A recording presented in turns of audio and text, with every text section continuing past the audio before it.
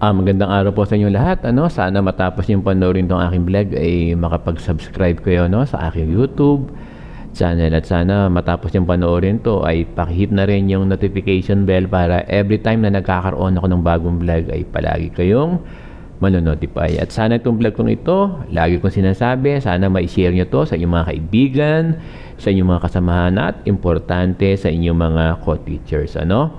At yung isa pang request na Sir Bong, kasi dyan sa mga vlogs ko ay marami nang lumalabas na ads. Sana pag lumalabas yung mga ads, huwag nyo siyang i-skip, papanoorin nyo ng buong buo lahat ng ads na lumalabas dyan sa aking vlog.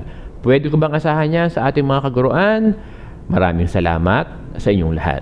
Bago ko puntahan yung ating topic ngayon, gusto ko lang i-share sa inyo yung naging celebration ng aming Teachers Day kahapon, October 5, dito sa Caloocan High School. Alam nyo, kahapon, October 5, yung aming celebration, nagkaroon kami ng bonggang-bonggang faculty pageant at nag-lunch kami together, at alam nyo, meron kaming 3 lechon na pinakain sa ating mga guro. Excited lang si Sir Bong na mapanood ito ng ating mga kaguruan sa lahat ng kanyang mga subscribers.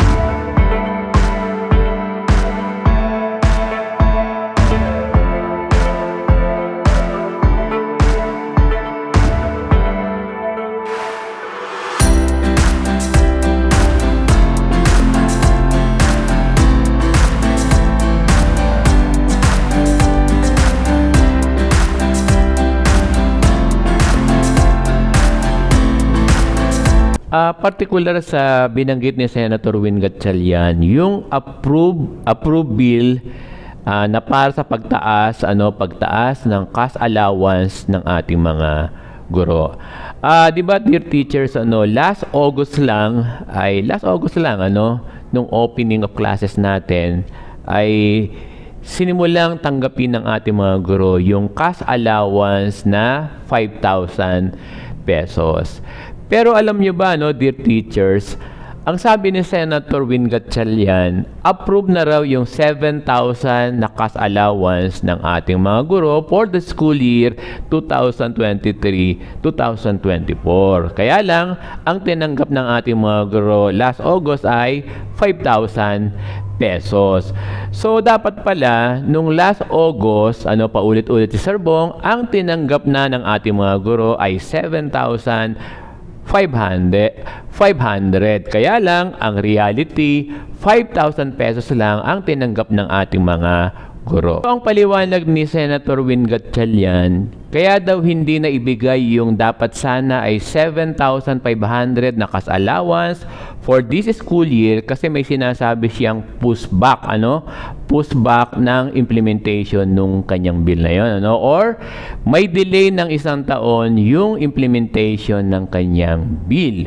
Kaya yung approved na 7,500 sa halip na mag-take effect ito ng school year 2023-2024, ang implementation nito ay mangyayari sa school year 2024-2025.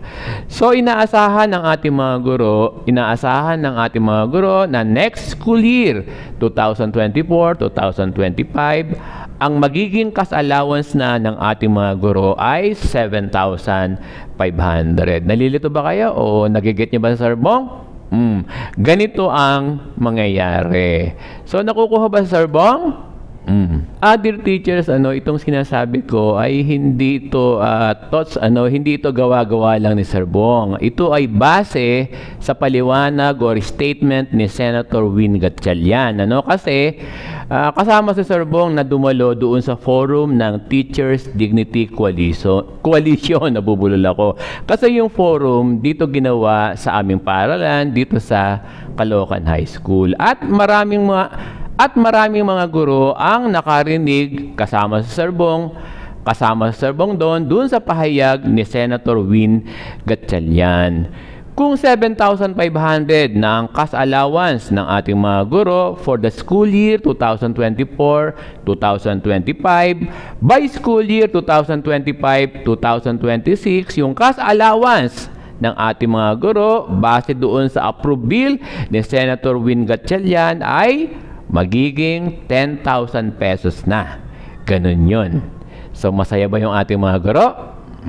Alam nyo, isa pa dun sa bill na binabanggit ni Senator Win Gatchalian ay yung pag-upgrade ng salary grade ng ating mga guro. Alam nyo, may vlogs na si Sarbong tungkol doon sa mga proposed bill ng ilang senador na ang entry level ng teacher 1 ay salary grade 12.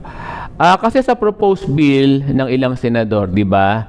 Alam nyo na vlogs ko na to, paulit-ulit sa Sarbong, na seemingly ay salary grade 12 lamang ang entry level ng ating teacher 1. Pero dito sa bill ni Senator Win Gatchalian, yung teacher 1 ay magiging salary grade 13, yung teacher 2 naman ay magiging salary grade 14, at yung teacher 3 ay magiging salary grade 15. Ito yung binabanggit na salary increase na version naman ni Senator Win Gatchalian. May natutunan ba kayo? May napulot ba kayo sa vlog ni Sarbong sa araw na ito?